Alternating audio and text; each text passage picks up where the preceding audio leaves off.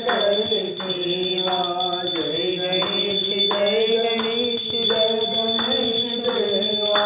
माता जगत पार्वती सीता महादेवा।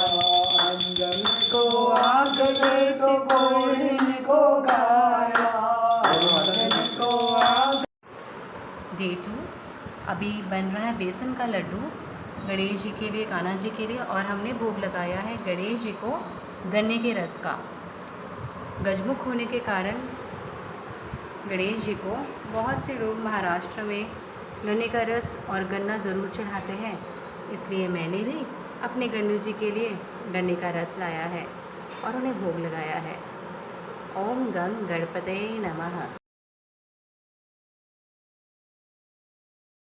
बेसन का लड्डू बन रहा है। हमने लगभग 1 किलो बेसन भूना है और धीरे धीरे करके आपको धीरे धीरे आंच पे भूनना होता है और थोड़ा थोड़ा घी डालना पड़ता है।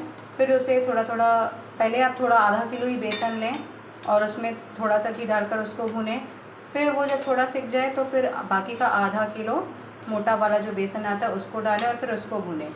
इसमें ज़रा ज़रा घी डालकर आपको अच्छे से मिक्स करते रहना है। ये लगभग आधा घंटा हो गया हमें और अभी भी हम इसे भून रहे हैं। और हमने पहले कढ़ाई में घी में, थोड़े से घी में ड्राई फ्रूट्स, काजू, पिस्ता और मगज़दाना थोड़ा सा भूनकर निकाल दिया था। मगज़दाना हम लोग अलग से हमने घी में भूजा था। और बिल्कुल स्लो फ्लेम में आपको इस बेसन को भूनना होता है। वैसे तो ये बेसन के लड्डू का रेसिपी, बट हम बनाएंगे बेसन के मोदक।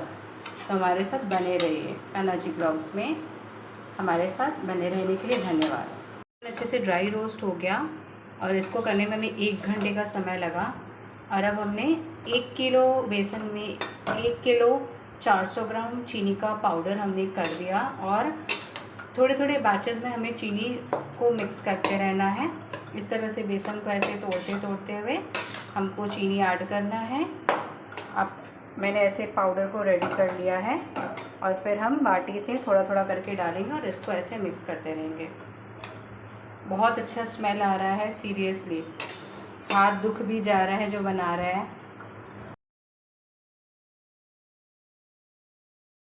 ओम सुमुखेश्वरन्तश्च कपिलो गजकर्णकलम्बोदर च विकटो विघ्ननाशो विनायकः धूम्रकेतुर्गणाध्यक्षो हालचन्द्रो गजाननः।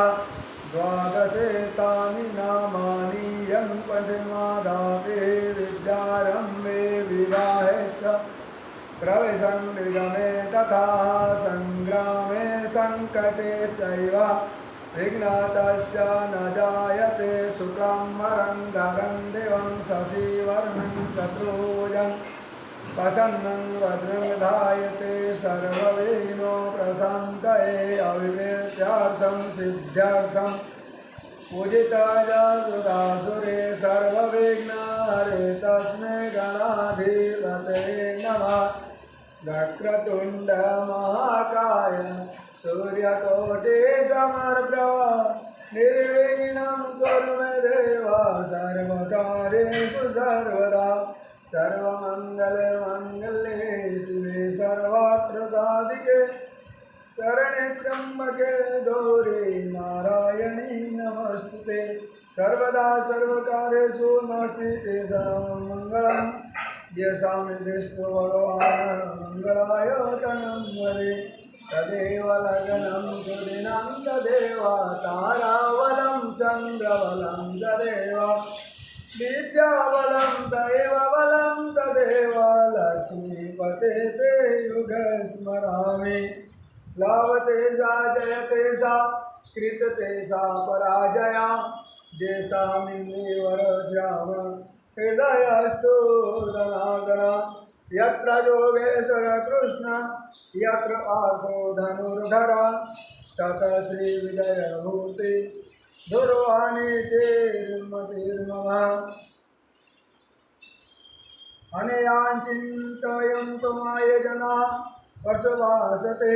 तेषां नित्याहित्वानां योगक्षं रमाभ्यं। श्रुते सकलकल्याण भाजनं यत्र जायते। पुरुषं तमजं नित्यं भजामि शरणं हरे। सर्वेषां कार्येषु रातिभुवनेश्वरः देवादशन्तु न सिद्धे ब्रह्मसामे जनार्दनः दिशमे समानमधूलि दण्डवाणि च भैरवं वन्दे काशीं गङ्गां भवानी मणिकार्णिकम् वक्रतुंड महाकाल। बप्पा सुबह ही जाने वाले थे, वेडनेसडे को बप्पा आए थे और आज सैटरडे हो गया है। बट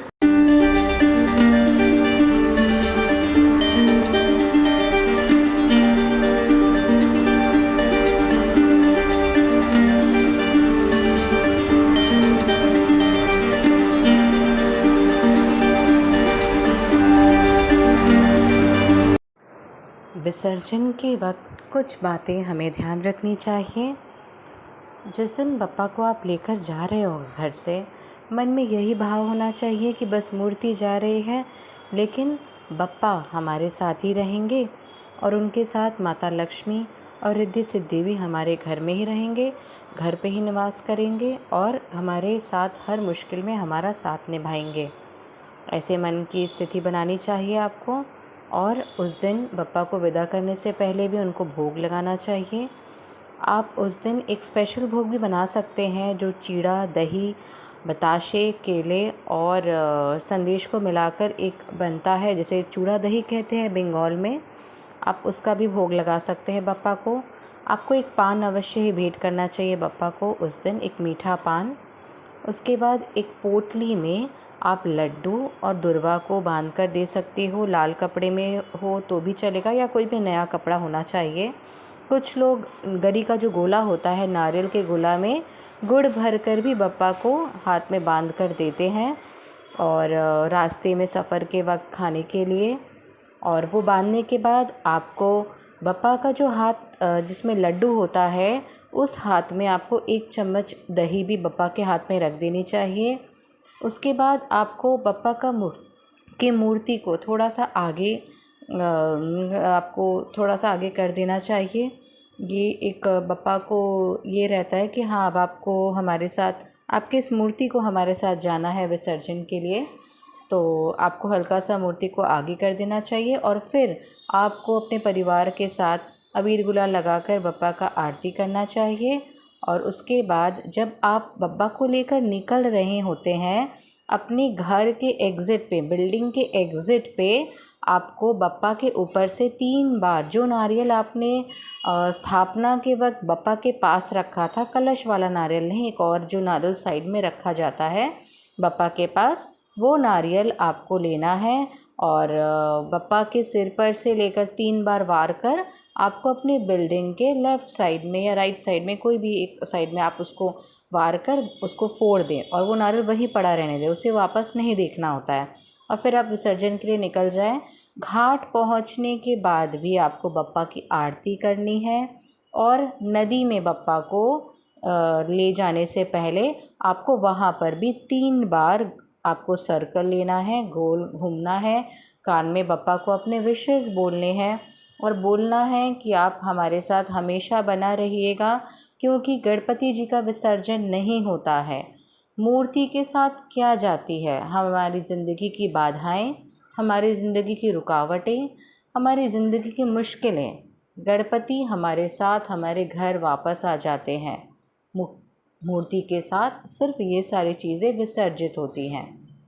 और आपको भक्ति भावना के साथ बप्पा की उस मूर्ति को विसर्जन करना चाहिए, विदाई देनी चाहिए और फिर अपने घर थोड़ा सा कलश में गंगा जल लेकर, गंगा से कभी खाली हाथ नहीं आते, तो एक कलश में थोड़ा सा जल गंगा जी का लाकर आपको अपने घर पे छीट देना चाहिए। बस वही विसर्जन की विधि।